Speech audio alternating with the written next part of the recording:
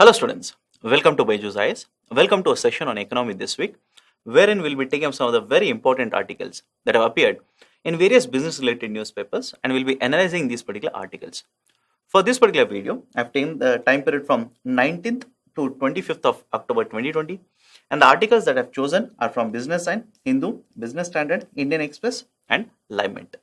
Let's begin the discussion. The first article is related to concept of single window clearance. Now, what is given in the article?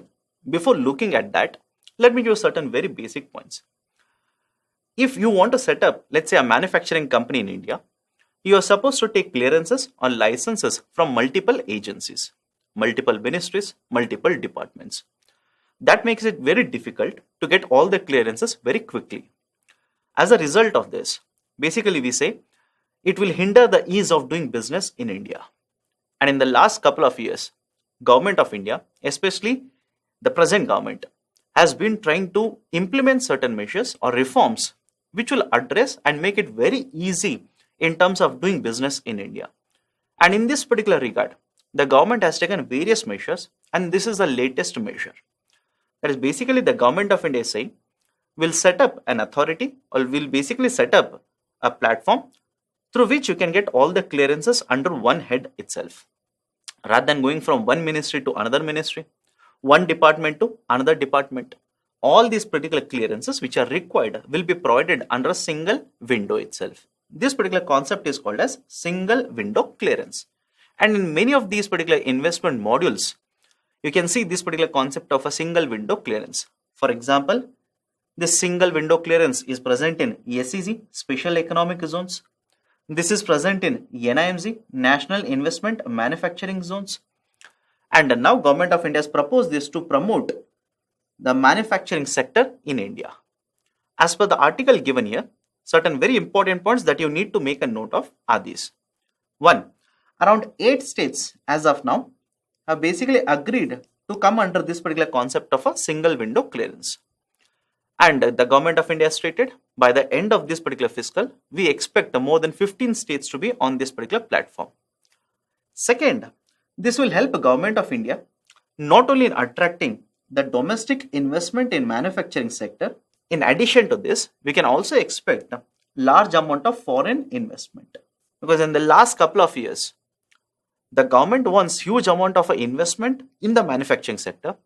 But one issue which has been raised by these particular investors very frequently as a problem is this particular idea of a single window clearance. And especially in case of clearances, they are generally worried about the issue of land acquisition. And in order to address these particular issues or the concerns which have been raised by the investors, the Government of India has proposed this. In addition to these Finance Ministry and the Commerce Ministry, even the state governments will be collaborating. The scheme will come into operation from 2021 to 2022. Basically, under this particular portal, we are able to develop or will be developing the land bank and essentially providing all the clearances which are required by these particular companies to set up manufacturing bases or manufacturing units in India. The land portal will have details of a state, district-wise industrial land details as well as maps. So far, information of 3,000 industrial parks is available, which is spread across 4,75,000 hectares of land. So these are some of the very important points that you will have to remember with respect to this particular single window clearance portal which has been proposed by the government. Now the next article is related to CPI-IW. CPI-IW basically stands for Consumer Price Index - Industrial Workers. Now please understand, before we introduce the concept of a CPI combined, C stands for combined, which is basically the sum total based on the weightages of CPI urban and CPI rural. And remember this, CPI basically measures what? Retail inflation.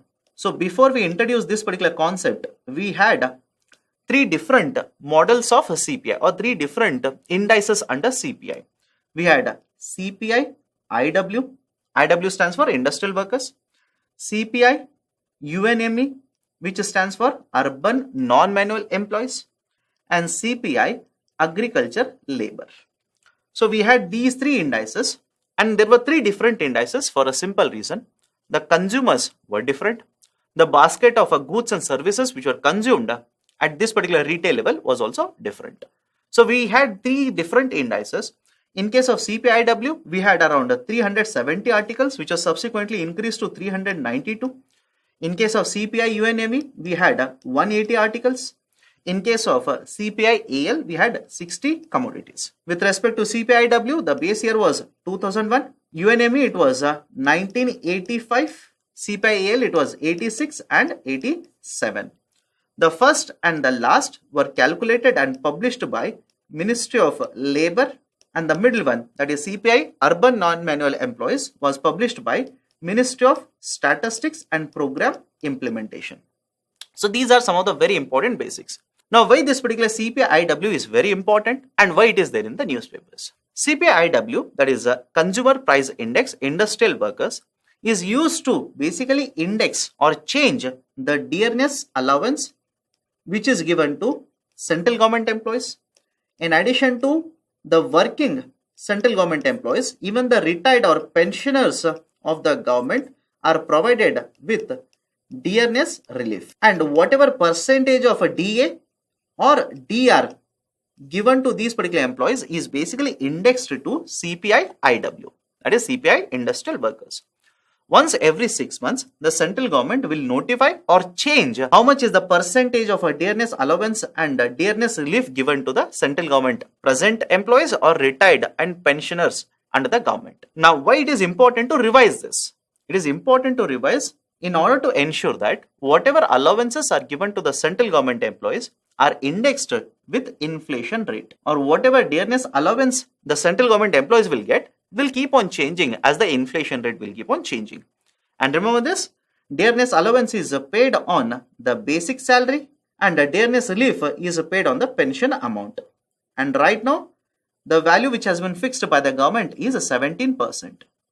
In addition to this, CPIW is also used to decide the wages in certain notified or scheduled employments. So these are some of the very important points in relation to the concept of CPI IW. Now, why it is there in the newspaper? The base year for this, as earlier mentioned, was 2001, and as per National Statistical Commission, Indices Review Committee and the International Labour Organization, the review of these particular indices or change in the base year has to be conducted in a period of less than 10 years. That is, let's say in 2020 we have decided a base year for one of these particular indices. In the next 10 years, we will have to change the base year again. This is one of the guidelines which has been introduced. So keeping in mind this particular guideline, government very recently has announced a change in the base year for CPI IW. Rather than changing the base year, they will also use the term rebasing has been done. Now understand the points here.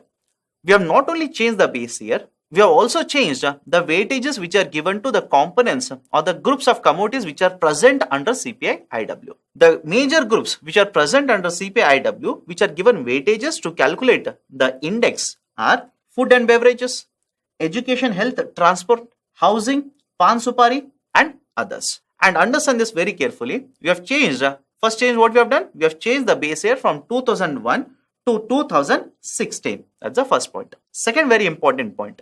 Earlier, as per the earlier weightages, the food and beverages was given the highest weightage. How much? 46.2%. Now this has been reduced to 39.17%. You will have to remember, you will have to mug up these particular numbers. Because generally the trend of UPSC is asking a question on these kind of weightages. He might give you match the following question. He might give you to arrange them in ascending order or descending order. Or a straightforward question could be, he will give you the groups and he will ask you which of them is the highest weighted. So, of these particular groups, which has got the highest weightage earlier, food and beverages, and which has the highest weightage even today as per the revised norms, food and beverages. But what has changed is, earlier, the weightage that was given was 46.2%, and now the weightage has been reduced to 39.17%. Second is education, health and transport. Weightage earlier was 23.2%, now it has been increased to 30.3%. With respect to housing, earlier it was 15.27%, now it has been increased to 16.87%. With respect to others, the weightage earlier was 13%, Now it has been reduced to 11.58%. And last one with respect to Pan Supari, earlier it was 2.27%, now it has been reduced to 2.07%. Now some of you will have this kind of a doubt. You'll simply say, sir, should we mug up even the decimals part of it? My recommendation is at least mug up the first decimal part of it, or else at least have a trick where you will round off and remember them correctly in ascending or descending order. Because if a question is asked, I'm pretty sure they will not give you very closely linked numbers, but if you remember at least the round numbers, you will be able to find out which has got the correct weightage in the UPSC. Now, in addition to this, what is the other point which is given here? The third one, if you remember, one of the indices was what? CPI-AL, agriculture labor. CPI-AL or CPI rural labor is also important in terms of calculating Manrega wages. Usually it has been seen that this is the index which is used to link or to change the Manrega wages. And the government has stated that by August next year, that is by the August month of next financial year, the government will be revising the base year even for the CPI-AL. And is expected, again it is expected that the new base year for CPI-AL will be 2019. Now in addition to this, some other important points, but not so very important, are the sample size of the households which are usually considered to calculate these indices, that is CPI-IW, has been increased from 41,040 to 48,384. The number of markets from where the retail prices are collected, the number has been increased from 289 to 317, and the number of commodities has been increased from 392 to 463. You'll have to remember this particular number now. So these are some of the very important points with respect to this article. You will have to remember the facts here. Now, based on this discussion, I've given a question here. Consider the following statements regarding CPI-IW. First, it is published by Ministry of Statistics and Program Implementation, that is MOSPI. We have already discussed the table here. No, this is wrong.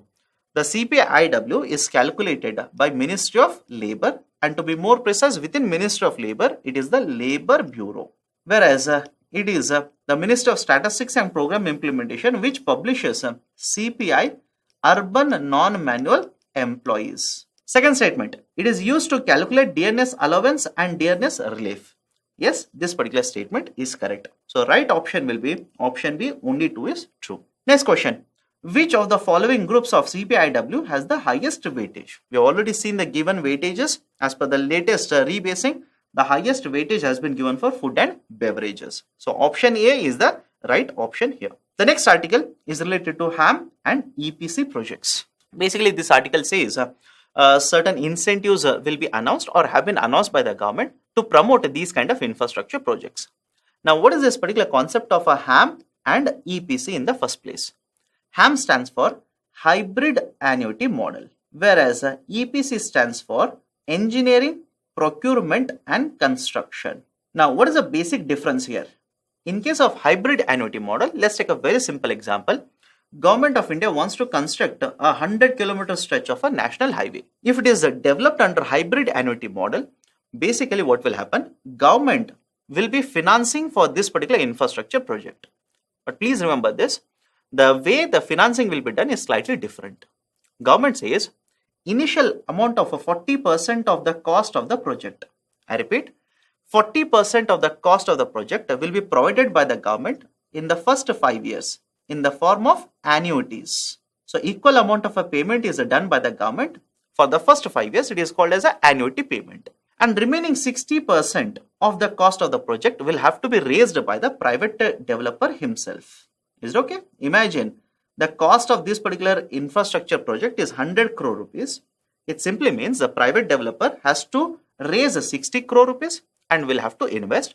Remaining 40 crore rupees will be invested or will be given by the government in the form of 5 annual payments in the first 5 years. Now, remaining 60%, whichever has been invested by the private developer, even that will be provided by the government of India, but in the next 15 years. The remaining 60% will also be paid, but in the remaining 15 years, but the government says the amount of a payment that will be done in the remaining 15 years will be linked to the infrastructure project. That is, the performance of the infrastructure project will determine how much money will be given by the government to the private developer. Now, one very important point that you should make a note of, as per the latest change which has been announced by the government, this particular 5-year annuities which were provided by the government, the payment was done once every year. But as per the latest change in the model which has been announced by the government, rather than making one payment in 1 year, now the government says they will make 10 payments in full 5 years, or in simple terms, 2 payments will be done in each of the year. Now, what is the advantage? What is the advantage compared to the previous situation? Imagine you are a private developer and I am the government. I am providing you money this particular year. I am providing the money to you on 31st of December. I'm just taking a hypothetical situation here. So for full year, whatever amount I'll have to pay to you, I'm paying it on 31st December. So at the end of the year, you are getting the money. So you will receive the liquidity assistance from the government only at the end of the year. But what if I change the system and say, rather than paying it at the end of the year, henceforth what I'll do is, I will pay half of it. Imagine you are supposed to receive 1 crore rupees. I'll pay half of it, that is 50 lakh rupees on 1st of March. And I'll pay remaining 50 lakh rupees on 1st of October. So don't you think, rather than receiving the lump sum amount at the end of the year, if you receive 2 equal payments or 2 installments in the year itself, the liquidity that is available with you will increase. So as a private developer, whenever there's a higher liquidity or whenever huge amount of money that comes to them in this particular form of assistance, it will always help the private sector in the form of available liquidity. So that is one very important change that has been announced by the government. You will have to remember this. Now, in addition to this, another very important point with respect to hybrid annuity model is, in case of hybrid annuity model, since 100% of the project cost is paid by the government itself, private developer will not be given the power to collect tolls. It is the government which will have the power to collect tolls. Okay, so this is the basic model of a hybrid annuity model, or HAM. And what is a very important change here? Rather than making annual payments in 5 years like this, now the government of India has announced to increase the liquidity with the private developer. We will be paying 2 times, 2 equal amounts in 1 year. So in 5 years, 10 payments shall be done henceforth. Objective of it is to increase the liquidity that is available with these particular infrastructure developers. And with respect to engineering, procurement, construction, right, basic idea is, in this case, if the same 100-kilometer stretch of a national highway is supposed to be developed, the government will simply allocate the project to a private developer.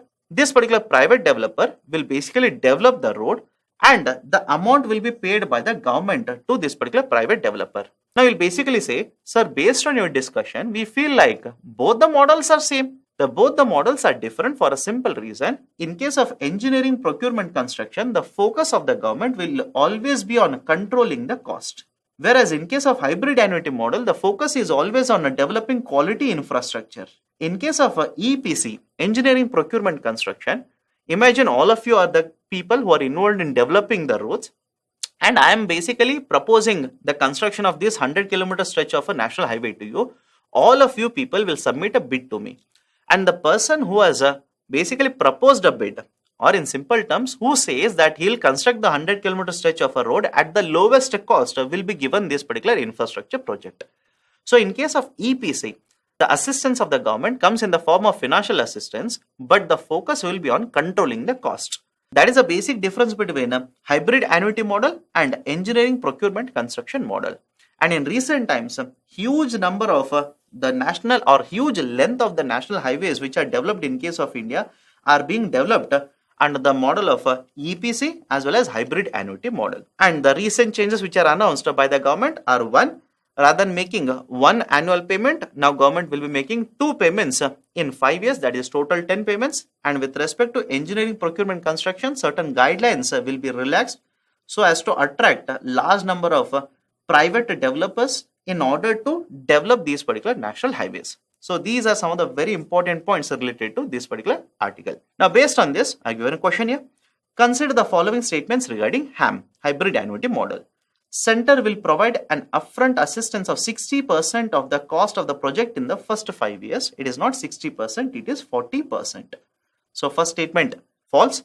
The private developer will have the power of collecting tolls. Even this is wrong. It is the government which will have the power of collecting tolls under HAM model, not the private developer. So both the statements are false. Right option will be option D. Both are false. I have given a descriptive question also. Write a note on EPC and HAM and also add the importance of these particular investment modules. Because if you have seen the syllabus, especially in the mains paper, the investment module is one of the very important topics which has been mentioned by the UPSC. Okay. Now, the next article related to onion prices. In the last couple of months, there has been so much of discussion with respect to onion prices. And very recently, Government of India has introduced certain restrictions with respect to the warehousing or the storage of onion. Imports of onion prices has been relaxed, so on and so forth. So this particular article discusses certain very important aspects related to the agriculture commodity or a daily consumption commodity such as onion. Now, before we discuss what is given in the article, here are some of the very important basics. First, the cultivation of onion is done during Kharif, late Kharif, as well as Rabi season. The consumption or the demand for onion in case of India is throughout the year. And this is the first very important point that you need to make a note of here. That is, the cultivation is seasonal, whereas the demand or the consumption of this commodity is constant in India. In order to ensure that there is a matching between the demand as well as supply in the market of this kind of a seasonal commodity is only by ensuring there is a processed commodity available in the market, or there is a sufficient warehousing or scientific warehousing which is available in the market to ensure that there is a stable supply of this particular commodity in the market. Now, what is happening with respect to onion in case of India? Every alternative year, or most of the times every year, it has been seen that the prices become very volatile in the domestic market. In certain period, the prices of onion in the Lasalgaon is an important market for a simple reason. This is the biggest wholesale onion market in India. So in this particular market, whenever the prices change, this becomes a very good indicator to gauge what will be the retail prices of onion in the domestic market. So in recent times, what we have observed is in certain years, for example, in the last year, in the beginning of January and February, the wholesale prices of onion in the Lasalgaon market crashed. And by the end of September, October, the wholesale prices in this particular market of the same commodity started going through the roof. So almost every year or in alternative years, we have seen this kind of a volatility in terms of the supply, demand, as well as the prices of this particular commodity in the domestic market. So to address this particular issue, though Government of India has taken certain reforms such as a price stabilization fund, promotion of warehousing, etc. Many a times these particular reforms which are taken, apart from these reforms, many a times those reforms which are taken by the government are knee-jerk reaction, or you can simply say ad hoc reforms rather than substantive reforms. And that has been one criticism with respect to the policy of onion with respect to the Government of India. For example, very recently the prices of onion shot through the roof or went on increasing for subsequent weeks, and Government of India imposed certain restrictions with respect to warehousing of onion. That is basically in case of the stock holding limits for wholesalers, it was fixed to 25 tons, and in case of retailers, it was fixed to 2 tons. Now, what is the issue with respect to this kind of reform? Various experts earlier have already criticized the policy of the government whenever they keep on changing these kind of warehousing policies as and when the situation changes in the market. Just please understand this. Especially these kind of restrictions are imposed by the government under the ambit of Essential Commodities Act of 1955.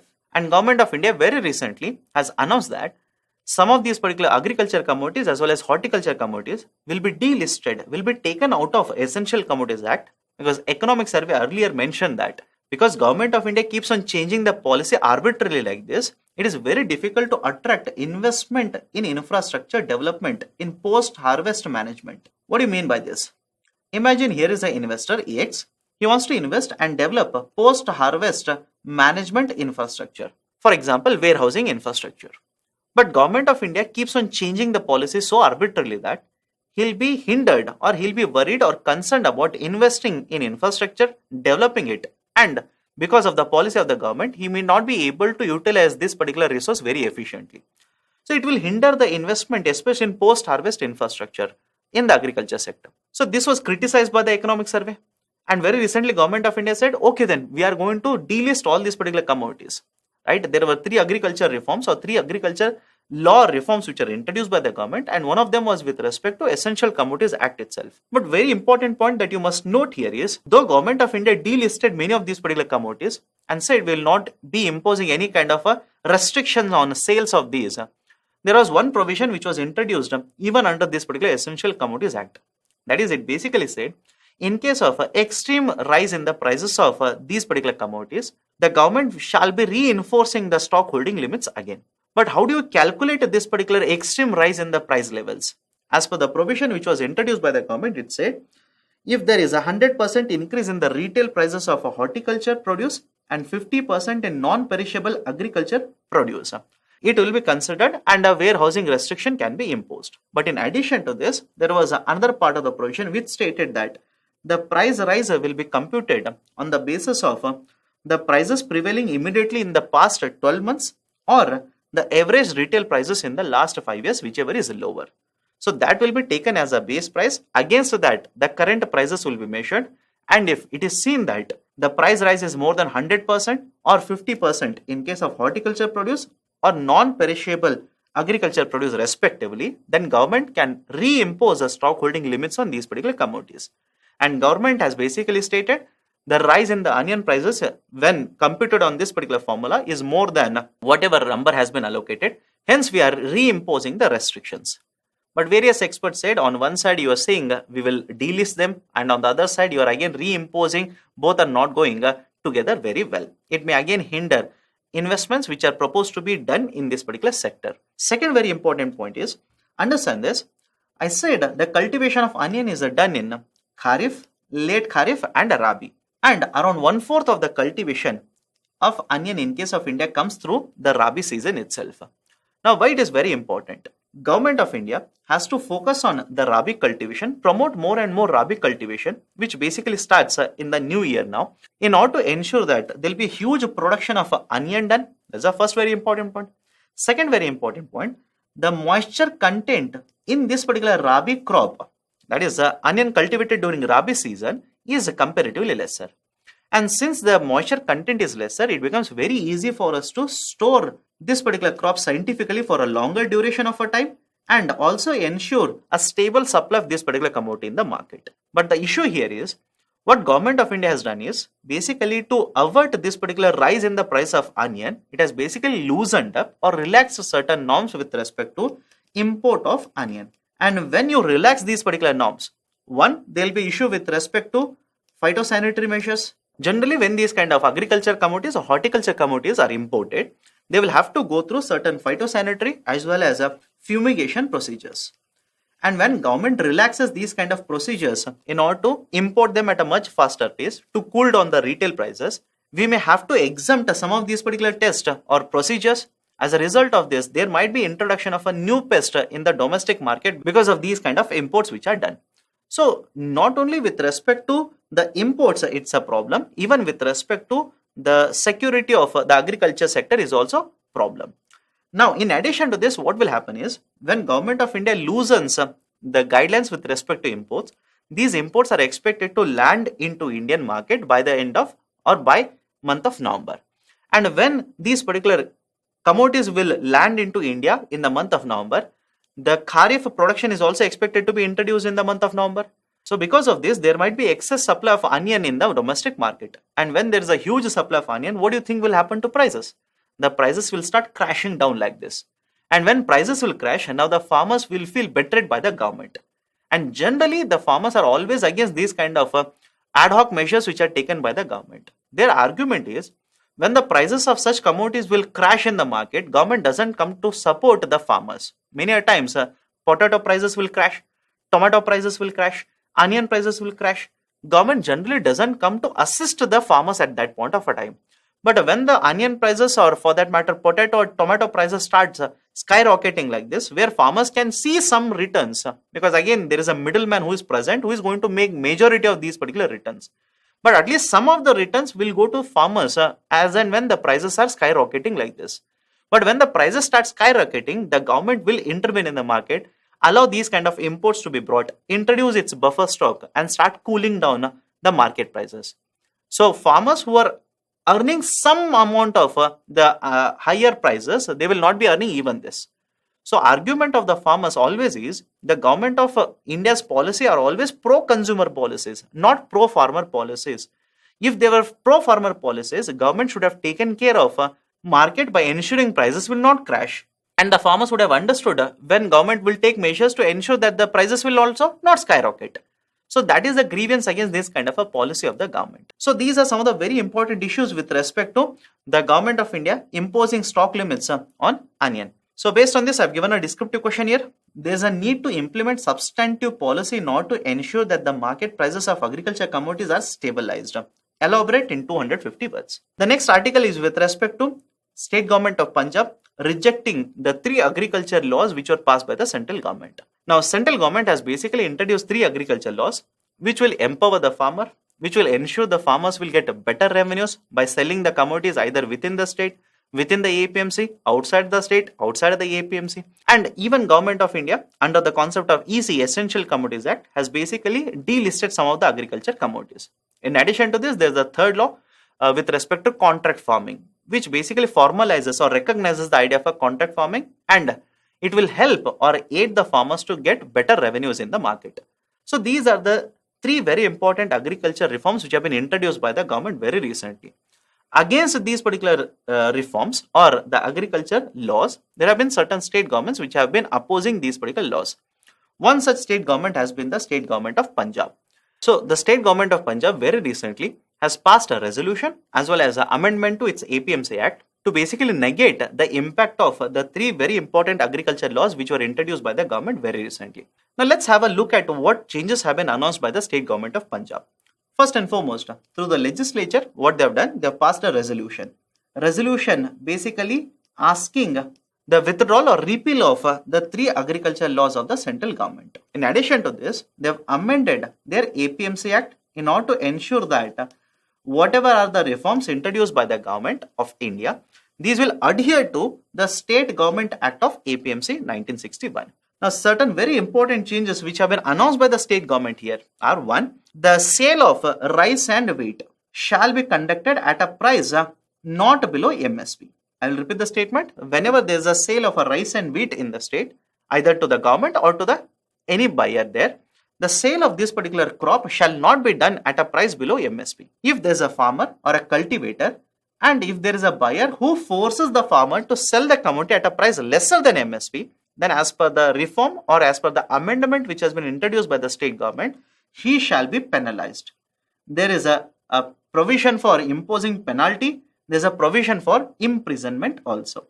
And as per this particular amendment, the imprisonment shall not be for a period of less than 3 years. Fourth very important point that you make a note of here is when the crop is sold either in the APMC or outside of the APMC yard, the state government shall have the right to impose charges.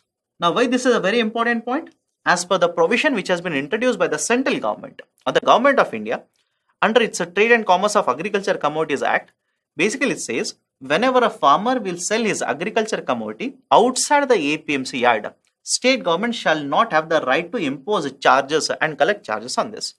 But the Punjab state government has basically amended its own provision to introduce this particular provision where the farmer, whether he sells it within the APMC or outside the APMC, state government shall have the right to impose charges on this. What is very important? It is important for a simple reason. The state government of Punjab annually collects more than 5,000 crore rupees by imposing these kind of charges within the APMC mandis. Next very important provision or the change which has been announced by the government or the state government here is, it has basically ensured that under the Essential Commodities Act, right now only the central government is allowed to impose restrictions with respect to stock holding. That is, whenever there is a huge price rise in the market, central government, in order to protect the consumers, can impose certain stock holding limits. Now the Punjab government basically says in addition to the central government, even the state government will have the power to impose stock holding limits. And another very important change which has been announced by the government is with respect to grievance redressal. Under this particular model of a grievance redressal, as per the central law, it has stated that SDM, that is Sub-Divisional Magistrate, will be setting up a panel to look into the grievance redressal. And this is a mechanism which has been announced by the central government. But what the Punjab state government has done is it has added a provision to this and says if the farmer is not happy with respect to this particular panel, it can basically approach civil courts for grievance redressal mechanism. This is the additional provision which has been done by the state government of Punjab. Now, I'm not going to discuss the legality of this particular act because that's a different discussion altogether. Whether this will be passed, whether it will receive the president's assent, you will have to wait and see. But these are some of the very important changes which have been announced by the state government of Punjab to negate the impact of the 3 agriculture laws which have been announced by the central government. The next article is with respect to Franklin Templeton. Now, before understanding what is given in this particular article, let's look at the basic part here.